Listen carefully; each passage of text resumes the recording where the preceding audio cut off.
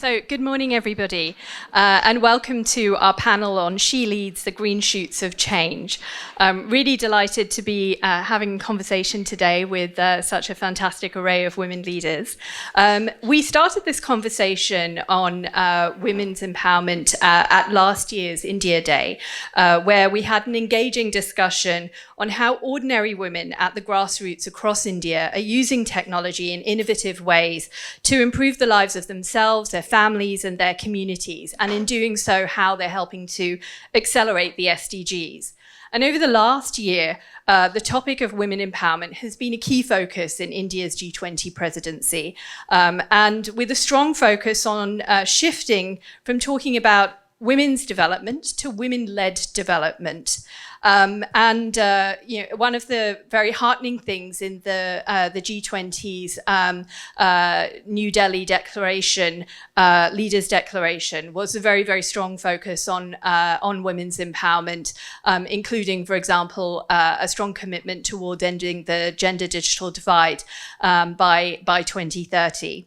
Achieving SDG 5 and gender equality and the empowerment of women and girls is a goal not merely in itself, it's an important prerequisite for achieving all of the SDGs, because when we see women and girls being empowered economically, socially, politically, that's where we see not only them being able to thrive, but also their families, their communities, their societies, and their countries. So it's a critical goal. But by some estimates, achieving gender equality is going to take nearly 300 years. Now, we don't have 300 years. We want to achieve it much, much quicker than that. At Reliance Foundation, the focus on women empowerment and women's leadership is something that's very, very important to us. We work on it in a variety of different ways at a grassroots level, where we work on the empowerment of women through, for example, SHGs and FPOs. We also look at how we can empower women leaders through all of the different areas we work in, from education to sports to health and more. But I think today we're really looking forward to taking this conversation further with our great array of panelists and looking at how we can really drive women's leadership and women's empowerment. So maybe starting with Nitya, and I think picking up on some of the topics in the last panel on health. The pandemic really highlighted how women are disproportionately affected in times of crisis. How do you feel that women-led development initiatives can prioritize and improve access to quality healthcare services for women, particularly in underserved regions? And it would be great to hear some of your insights from India, but also maybe around the world as well. I wanted to say thank you to Reliance Foundation and ORF and the Permanent Mission of India. Thank you very much for having us here today, and very much looking forward to this conversation. You mentioned, Vanita, the whole shift in the discourse from women's development to women's led development. And indeed, the G20 in India's presidency did catalyze this change in discourse. And I think it's extremely important, because it means that the women are no longer passive beneficiaries in welfare schemes, but they are active stakeholders in their own development. It means that the reins of growth and development are handed over to women, so that they can transform not only their lives, but the lives of the communities and societies that they are part of. I want to answer your question was women's-led development and health outcomes for women. And I want to look at the levers that influence women's-led development and how this can influence outcomes in terms of women taking charge of their own health. And the first is, of course, increasing economic opportunities for women. And I think everybody knows that one of the crucial steps for reducing gender inequalities to increase economic opportunities for women. And numerous studies have shown that when women are as a whole. In fact, there was a recent McKinsey study that showed that if women in India were given equal opportunities to participate in employment, we could add $770 billion to the GDP by 2025. Right now, we're only 18% of the GDP, so whiles to go. But clearly, education and employment are key. And to achieve this, we need things like financial literacy, we need business development training, we need skills training so that women can improve their productivity. And again, I'd like to say that, India's made a lot of progress in this. There is the Mudra Yojana, which is the collateral-free loans that are given to small businesses, and 70% of these loans have been given to women. The previous panel alluded to the huge changes in the digital public infrastructure with the UPI, etc. And I think India as well is a global leader in financial inclusion now. 460 million bank accounts opened in the last couple of years. And of course, women are one of the greatest beneficiary groups in that. The second lever I want to talk about is empowered women in charge of their money will obviously reform spending patterns in a positive direction. And again, numerous studies shown that when women are given access to their own resources, it could be, direct income or cash transfers, this skews the spending of the household in a positive direction to influence, the outcomes for children in nutrition and health. And again, lots of studies by the World Bank have shown in the Caribbean and Latin America that women have played a very important role in the decline of poverty, with female labor market income contributing to a nearly 30% decline in poverty rates over a 10-year period, which is huge. The third is improvement in policy making. We've been talking a little bit about this as well. Women are 50% of the world's population, but representationally, we're not there yet. We're not seen enough in those public roles. Again, very positive news in India the last week, the 1/3 reservation in Parliament, which I think is fantastic news. Of course, India has done a lot of work, since the 90s with the Panchayati Raj reforms. And of the 3 million women in local political positions worldwide, 1.4 million come from India.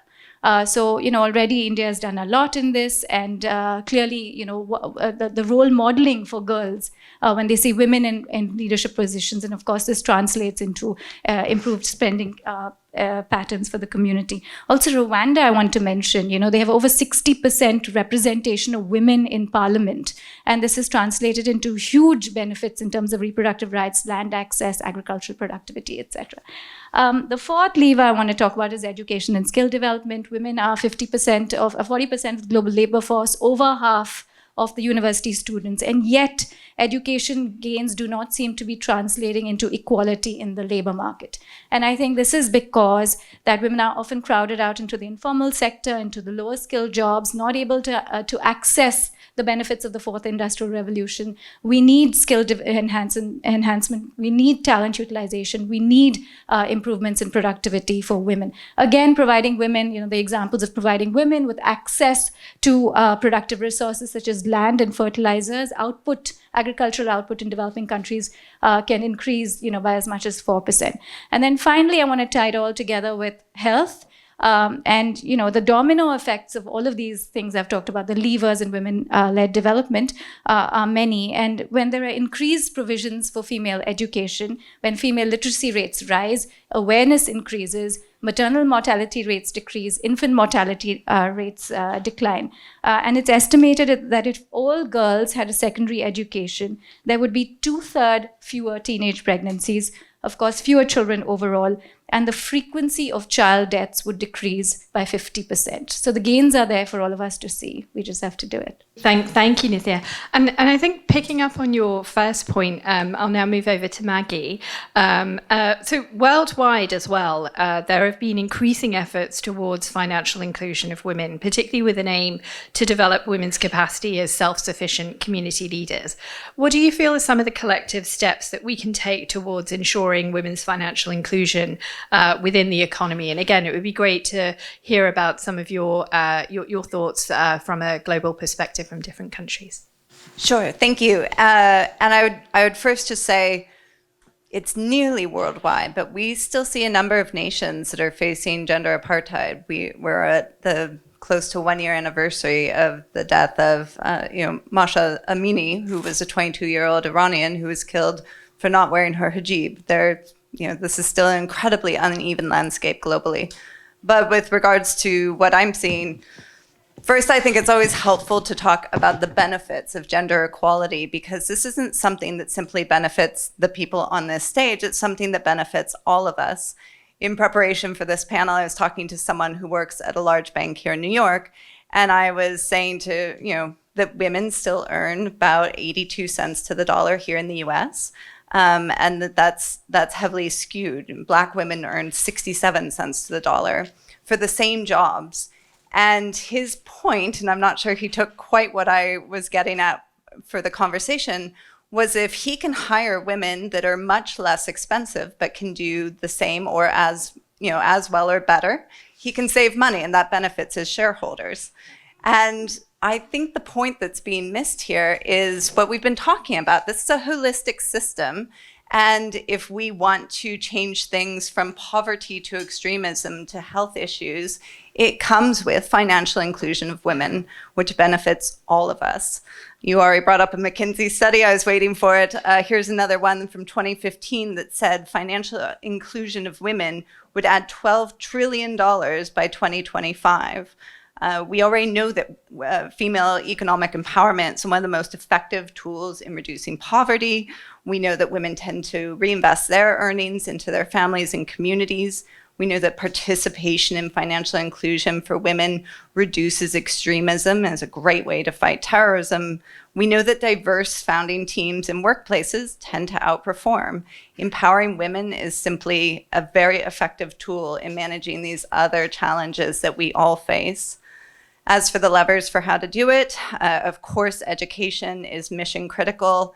This starts both at the very early stage, ensuring that both little girls and little boys have similar curriculums and similar access.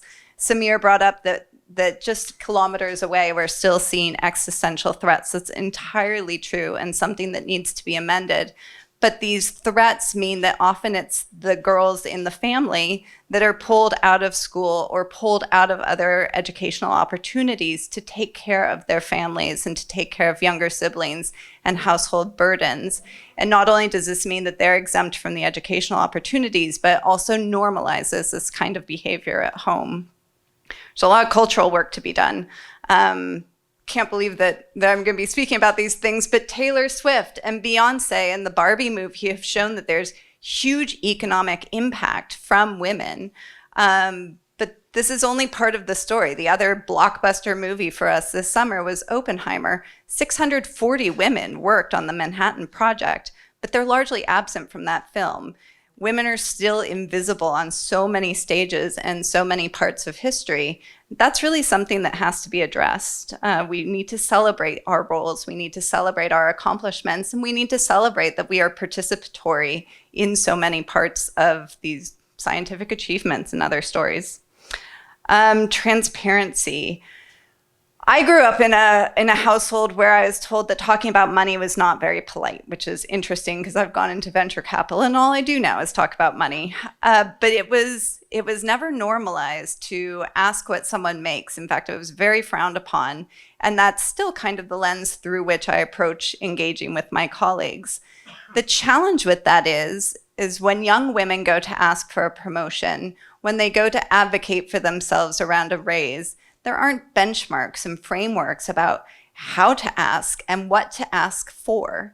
And whatever this looks like, whether there are quieter communities where these kinds of open conversations can be had, whether there's increased benchmarking and visibility, I think it's critically important that we air some of this and talk about this is what you should expect, this is what you should ask for, and here's how to do it. This will sound a little bit self-serving, but or actually very self-serving, but it's only moderately self-serving. But we have to empower female allocators. As a female allocator, I'm much more likely to go back other female founders and entrepreneurs. Only 2.3% of venture capital is going to women founders right now. This is a huge problem because women are very smart and women are achieving huge things globally. And to not be backing the female entrepreneurs is problematic. We're missing out on the creativity and the diversity of thought and the invention that comes with backing women. We know that this is a problem, but childcare and the burden at home, I don't know how to fix this one. What I do know is that it's very expensive and that we're in a moment in time in which we tell women, you can have so much, you can have everything. You can have the big career, you can have the family, you can have everything. But we haven't figured out how to support them in a way to make that even remotely possible.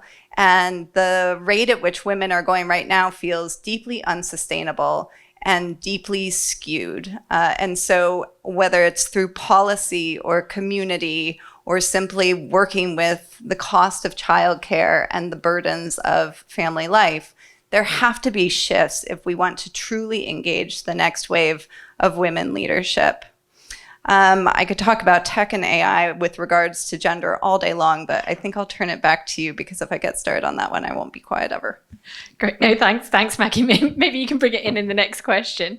I think that cues up nicely to my question for Melissa on what is the UN doing to promote gender parity in leadership roles? And I think maybe picking up a little bit on what Maggie was talking about, both in terms of the ability for women to take leadership roles, but also then have visibility for their leadership, but also how do we also help create supportive structures as well that makes women able to take the leadership roles when they are offered them? With everything that has previously been said, and maybe just to quote the Secretary General of the UN, he said that gender parity is a moral duty and an operational necessity. And he wasn't only talking about because he got a lot of criticism for not being female when he was elected as Secretary General.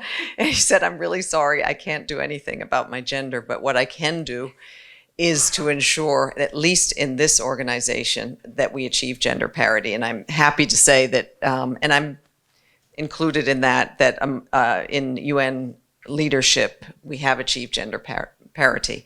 But as you were all saying, there's a huge long way to go. And here we are at the General Assembly, right, of the United Nations. And at last count, we had only 13 women speaking at the general debate out of 149 speakers as of last night. That's less than 9%. So that is a reflection on perhaps what we already know, that there are very few female heads of state. Globally, at the parliamentary level, only about a third of women are in government positions, 35%. And it's very difficult to be a female in politics these days. I remember being in Sarajevo recently and speaking to this amazing mayor, a young woman, multi-ethnic, and out in the community all the time. And there was one day when Facebook just went blank. I think it was about a year ago. Nobody could figure out why. And it was several hours, if not half the day. And she said that was the best day of her life during her political career, because all of the harassment and the hate just stopped. So on one hand, this kind of obligation and need to engage with constituencies now online. And then on the other hand, just having to face attacks at a scale that was just nobody would have dared to do if you meet them in person. So we have a statistic here that women parliamentarians had 80% in a survey of 39 countries had experienced psychological violence. 80%. 44% of those were threatened with death, rape, beatings, and kidnappings. And 1 in 4 had endured some form of physical violence. So the online atmosphere for women in leadership, women journalists, women activists, maybe women businesswomen, you can tell me, is tough. It's gotten harder at a time when you mentioned that we've slipped backwards in terms of gender equality, SDG 5. During COVID, we need to make advances. So, yeah, I mean, you came up with the solutions. I had the privilege of being invited to a breakfast with the Icelandic foreign minister this morning. And apparently Iceland is number one. You mentioned Rwanda. She mentioned Rwanda. Actually, you mentioned Rwanda. As being exemplary. Iceland is exemplary in terms of parity in political leadership. But one of the things she said, which struck me, was the number one measure that has transformed Iceland culturally, and she said, we're not perfect, but we're ranked as number one in the world, even though that we're still imperfect, is that every family has access to childcare, free childcare. And she said that sets in motion an entire culture change. Women then are entering the workforce in numbers that they couldn't have done before. They're looked upon differently. And because of their paternity leave policies, fathers take on, just as much responsibility as women. So just wanted to give that as a takeaway. The UN supports everything that you've said so far, so I won't go into all of the talking points I have right now for that.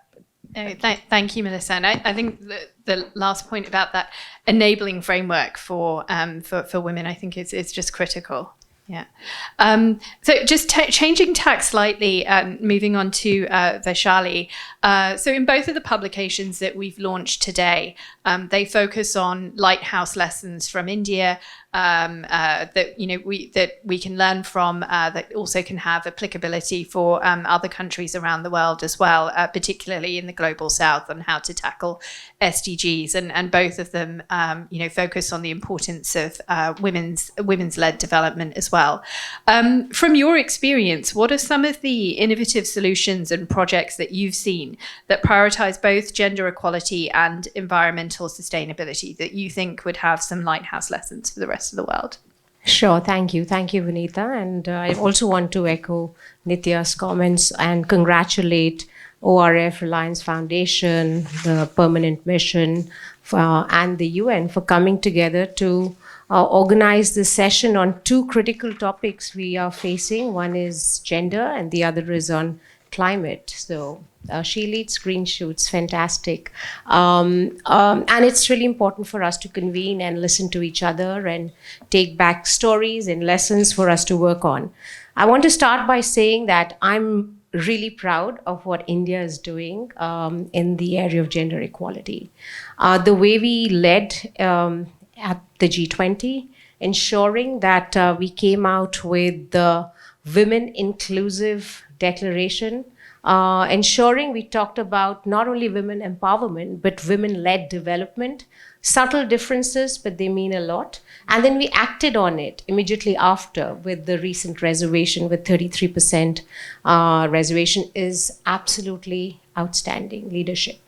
And when we have leadership from the government, what that does is it inspires institutions, private sector, public sector, and individuals. It gives young girls hope. Young girls who are in law schools and in urban areas hope. And then it's our job to go and translate that to other parts of the country in a way where we can get women to understand that the country is behind them, because that's critical. So let me talk a little bit about what we are doing. We run a lot of programs. The essence of what we do in our social responsibility work is around women.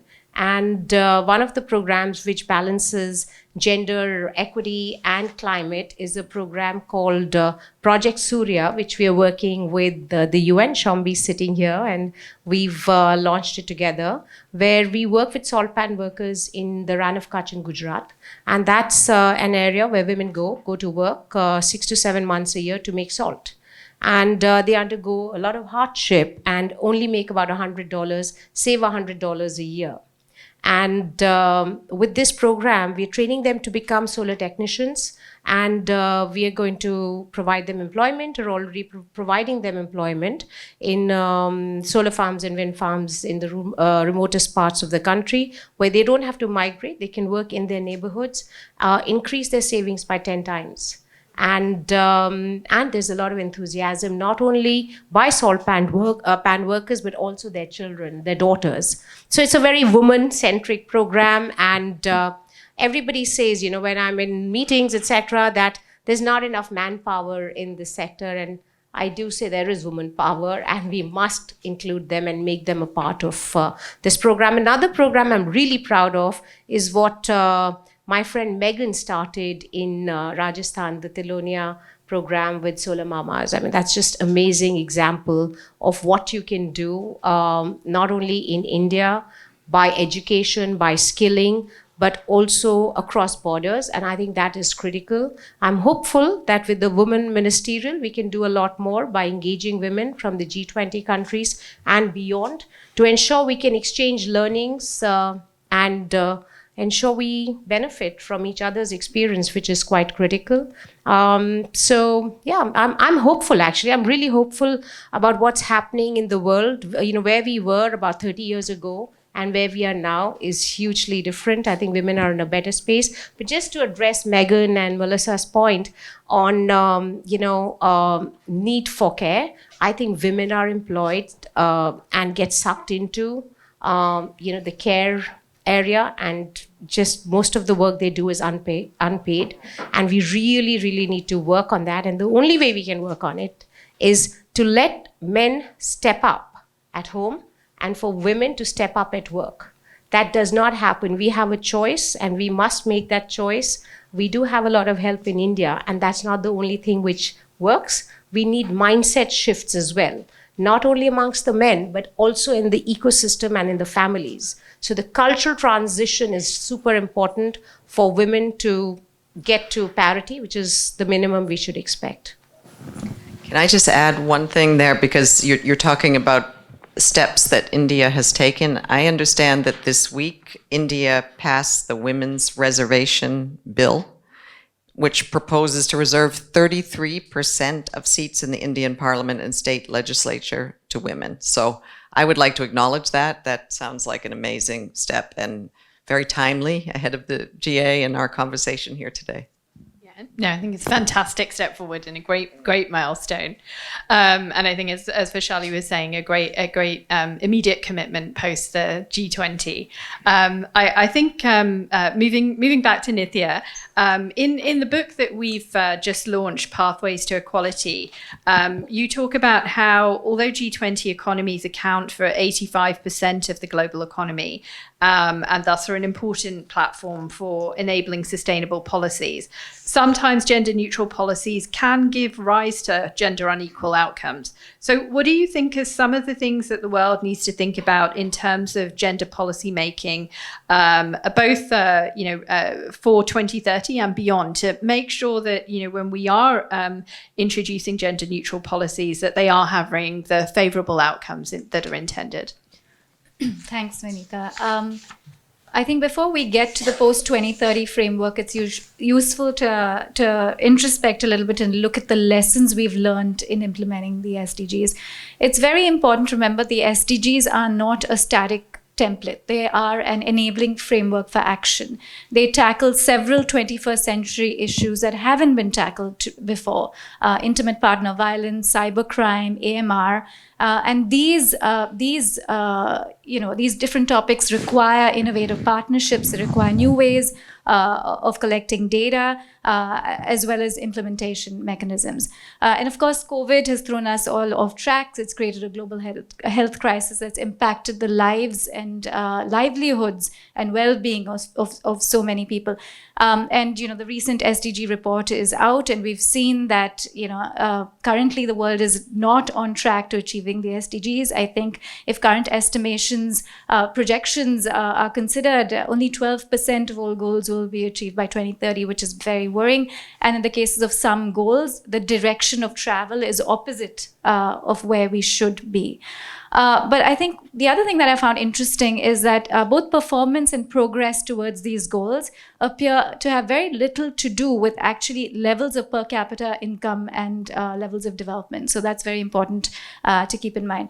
But I think one of the main reasons for the disappointing performance on SDGs, particularly on gender, has been the deep and intersectional inequalities that plague our society. And these inequalities, of which gender is a very important and has an intersectional role, influences opportunities for employment, for income, for access to education, access to health, energy access, political voice, etc. And all of this suggests that the reduction of inequalities in gender is not a standalone goal, but undercuts and intersects all of the SDGs.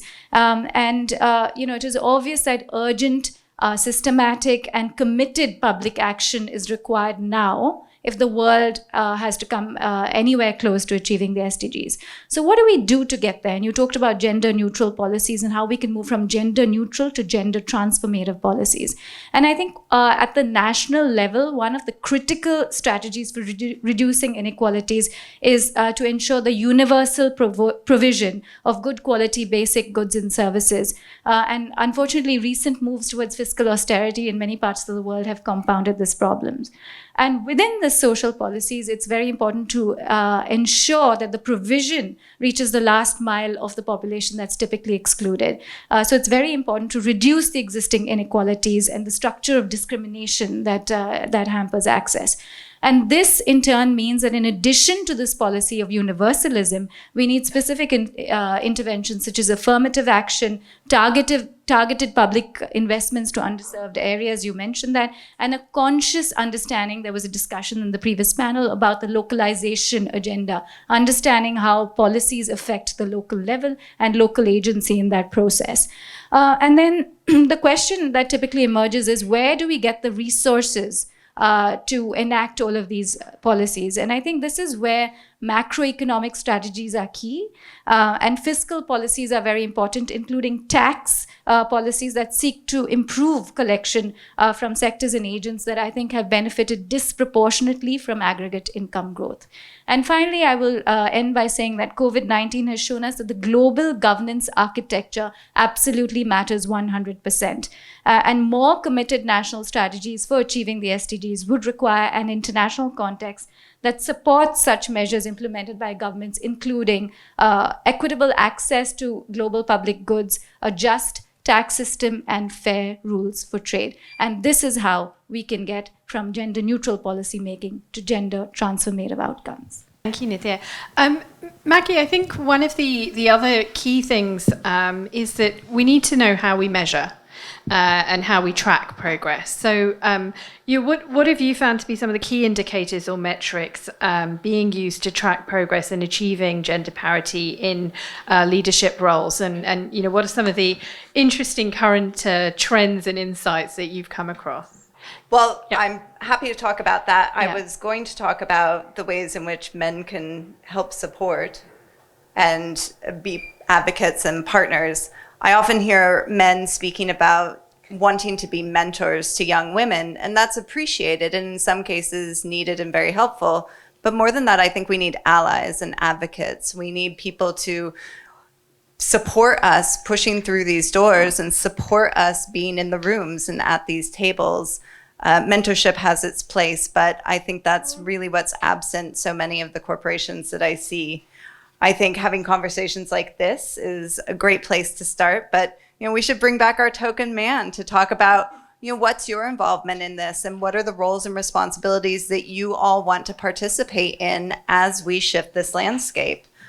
India, since we were talking about some of their exemplary moments over the last year or two since we last convened, a major corporation there recently started, in addition to 26 weeks of maternity leave, a year for new mothers to work remotely, which I think is fantastic. But I think it has to come with that being applied to paternal leave and that paternal year for remote work as well. Otherwise, it reinforces that skew.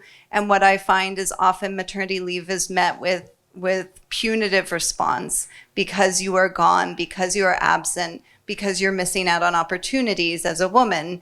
And we need there to be equality in how we look at that and how that leave is taken. And finally, I'm a big advocate for women starting their own companies. And this is not to understate the associated risk and the associated exposure of doing so, but having ownership over one's schedule, having that transparency into the business and where those finances are allocated, and having control is hugely beneficial as we continue to address this. Great, thank you, Maggie. And I think that cues well on to Melissa, who is also going to talk about this topic and how the UN in particular has been advocating and looking at the importance of how men can be engaged as allies. Yes, and no, I think gender equality is just as much about men and boys as it is about women demanding equality. And so we need we need men on board. And to do this, actually, the previous Secretary General Ban Ki-moon launched a campaign called He for She. At the time, actually, I think you pointed to we're 300 years behind. At the time of the launch of this campaign, the studies that were cited was saying that we're 131 years away from closing the gender gap. So it does seem, whatever studies these were, that we've backtracked and have a lot to do. And so we need our men, definitely. So the campaign calls for three things, and it has actively committed heads of state, heads of corporations, heads of nonprofits, and academic leaders who are men to support gender equality. And there are very concrete things that they're being asked to do, as well as individual men and boys to unite in action, to create local campaigns on campuses and workplaces to really demonstrate that they're part of the women's equality movement. And it is also a kind of communications campaign that highlights men and boys who are agents of change. So we've had, since its launch, thousands of men from around the world, including heads of state, as I said, who have committed to gender equality. And I just wanted to say, because I work in communications, I lead communications for the UN, so obviously this is something that we're promoting as just part of our day-to-day work, gender equality, but we're also very concerned with the online space. I mentioned before women being harassed online. There was a study that in 2020 that more than 100,000 women found unauthorized, fake, or sexualized pictures of themselves being disseminated online for the sake of entertainment. We've been very disturbed to see the rise of misogynist content online and figures, I'm not going to name names, but you can maybe guess, with hundreds of thousands or millions of followers who are speaking to lonely, maybe some vulnerable boys online, and as in trying to get them to join a kind of new misogynist male movement. And so we have to fight against this. We have to challenge the social media platforms to do their part and to raise women's voices online. So finally, we are engaged in, because the online world has just become so influential in every single walk of life. And we're seeing our information ecosystems, much like a polluted environment. We have toxic information ecosystems in every single country in the world, I have to say, thanks to the rise of social media, the subsequent breakdown of the financial model of traditional media, and the algorithms that that elevate lies over hate. And this is, unfortunately, women are victims here. And kind of hateful male voices are often elevated most. So there's a lot of work in that dimension that we see needing done. And that said, I don't want to leave on such a depressing note. I mean, we are able to galvanize also online so many people around women's equality and women's rights, and through this campaign, he for she, and many other ways of communicating. I think we are seeing possibility here, but it's a daily fight. Yeah, thank you, Melissa. And I think, as I was saying at the beginning of the panel, I mean, last year we were talking about women and technology, and the transformative potential that technology can have for women, particularly at a grassroots level. But making sure that we really focus on cyber safety for women, I think, is critical for helping enable that. And it's something that hasn't necessarily been spoken about enough, but is now starting to get a lot more important focus and due attention. Vishali, I think that my final question for you is also another area that hasn't been talked about a lot, but again is now starting to get an important focus, which is the importance of looking at women's leadership in driving global efforts to combat climate change, and as well as promoting sustainability, especially because of the disproportionate effect that climate change is and will have on women. So what are some of the important efforts that you've seen and the key impact that you feel that this can have on driving change, both at a grassroots level, but also at the level of corporates and governments? Thanks, Vanita. That's a broad question. I'll address it in many ways. But yes, climate change is super critical, and the role women play in that is very important. They're not playing an important enough role as of now. Particularly the reason for them to play an important role is because we all know that it's women who are most affected by climate. And so they do understand what it takes to find solutions for a problem they face firsthand. So engaging them in conversations, we've all discussed in this panel how important it is to have women in leadership positions. It's quite disappointing to see when they don't have a seat on the table, as we saw in some of the meetings you're talking about. And I see that often in the boardroom as well. But I'm happy to say, so just to add to the positivity in this conversation as we conclude, that board representation is very important, and it's great to see that India came out with a minimum requirement for women representation on boards.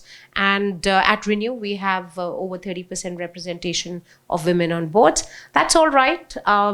May seem all right here, but in India, if you look at the sector and on many boards, that's not a familiar number. That's not a number we see often. So 30% is good, but we have a long way to do. It helps if you have women in leadership positions because they do push to bring about more engagement by women leaders. So we need to have many more women in management, in mid-management, in senior management, and in my company and many other companies in India. I do see there are a lot of people in the junior roles, but not enough, a lot of women, but not enough women in leadership. So we really need to push for that. And I think once that happens, along with the laws which are in place and are being pushed quite aggressively now, which is really heartening, I think we can make the magic happen.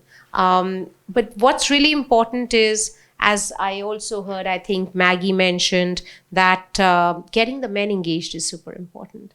Whether we like it or not, they're the ones who are in positions where they're making the decisions, etc. So we have to work with them as allies, and we have to make them accountable for some of the things which need to be done.